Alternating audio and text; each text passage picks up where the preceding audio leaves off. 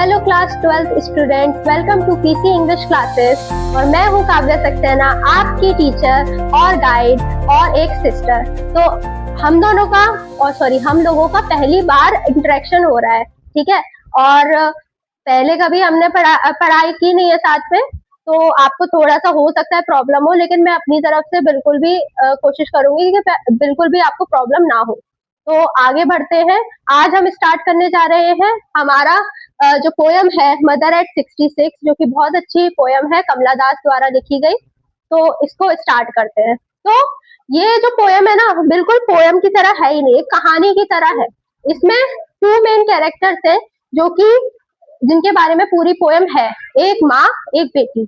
कमला दास जो है, जो पोइटिस है, वो इसकी डॉटर है, और इनकी माँ है जो कि 66 ईयर की हो चुकी है, ठीक है। अब वो जा रही होती है अपने घर से कोचिंग, ठीक है, एयरपोर्ट पर जा रही होती है। और वो जाते जाते ड्राइव करते हुए जा रही होती है, तो वो जाते जाते देखती है कि मेरी माँ जो है वो बहुत ज्यादा ओल्ड हो गई है, पेल हो गई है। पेल मीन्स पीला पीला उनका चेहरा पड़ गया है, झुर्रियां पड़ गई है ना। और जो स्किन है वो बहुत डेड सी हो रही है ना।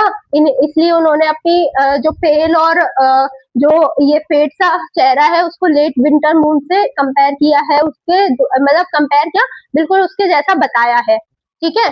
और उसके फेस को कॉप्स जैसा बताया है, क्योंकि उनका फेस बहुत ज्यादा डल हो रहा था। तो आगे बढ़ते हैं इस पोयम में। लेकिन अब ये आपको भी पता है कि ओल्ड एज में क्या होता है कि हम लोगों के पास बहुत समय कम रहता है, और कभी भी वो कहीं पर भी जा सकते हैं, जो कि आप समझ रहे हो, मैं जानती हूँ, मैं भी और आप भी, कि वो एक फियर ऑफ डेथ हर किसी के मन में रहता है, लेकिन वो नेवर एंडिंग, मतलब एक तरीके से ये है कि कभी भी ना खत्म होने वाला दुख है, क्योंकि हर किसी को एक ना एक दिन जाना ही है, और ये दुख हमको सहना पड़ेगा। तो आगे चलते हैं। अब ये जो वो देख रही होती है अंदर का, जो मतलब अंदर का जो ये बिहेवियर देख रही होती है, वो बाहर देखती है ना, बिल्कुल चेंज, बाहर का लाइफ उसको देखती है कि मैरी चिल्ड्रन प्लेइंग, मतलब क्या, स्पेलिंग वो कर रहे हैं, वो आ रहे हैं, वो भाग रहे हैं, है ना, वो कूद रहे हैं, खेल रहे हैं। तो वो चीज देख के उसको बहुत खुशी होती है। और दूसरी तरफ ये ट्रीज स्प्रिंटिंग, तो वो क्या, कि जैसे हम लोग कार से चल रहे हैं, तो फिर ट्रीज जो है वो जू जू करके जा रहे होते हैं। तो फिर ये क्या होता है कि ये एक लाइफ का साइन देते हैं। तो एक ये क्या हो गई, एक आयरनी हो गई, या एक कंट्रास्ट हो गया कि उसकी मदर थी और बाहर वाले चिल्ड्रन और ट्रीज थे, तो दोनों के बीच में कंपैरिजन हो गया। और ये ही बोर्ड्स में पूछा जाता है। ये ऐसी पोएम है जिसके में से जो हम लोगों का क्वेश्चन जरूर से जरूर बनता है, और इससे आप अपनी मदर के लिए, मतलब एक तरीके से लव बॉन्ड केयर, ये आपकी पता चलती है कि आप कितना उनसे प्यार करते हो, क्योंकि वो भी मदर से अपनी इतना प्यार करती थी कि वो उनको खोना नहीं चाहती थी। बट ये एक नेवर एंडिंग दुख था जो कि उनको सहना था कभी ना कभी। तो ठीक है, तो फिर वो चली जाती है कोचिंग। उसके बाद फिर वो बाय करती हैं, और फिर उसकी मदर देखती हैं, उनको देखते हुए दुख तो होता है, बट वो क्या कर सकती हैं, क्योंकि ये दुख हम किसी से भी शेयर नहीं कर सकते। तो आगे देखते हैं इसके पोएटिक डिवाइसेस को।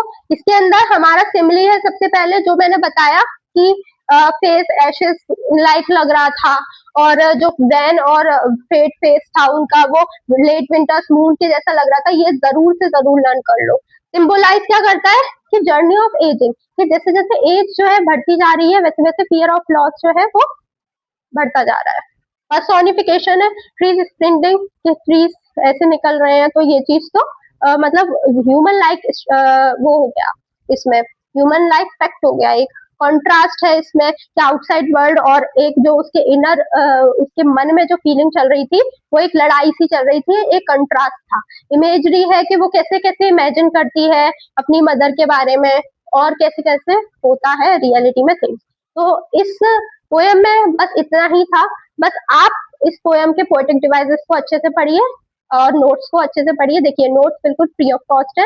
इंस्टाग्राम का मेरा पेज है, उसको फॉलो कर लीजिए, इसको सब्सक्राइब करिए, और प्लीज मुझे सपोर्ट करिए, मैं आपको सपोर्ट करूंगी। आपको इससे बाहर कुछ भी पढ़ने की जरूरत नहीं है, नीड नहीं है।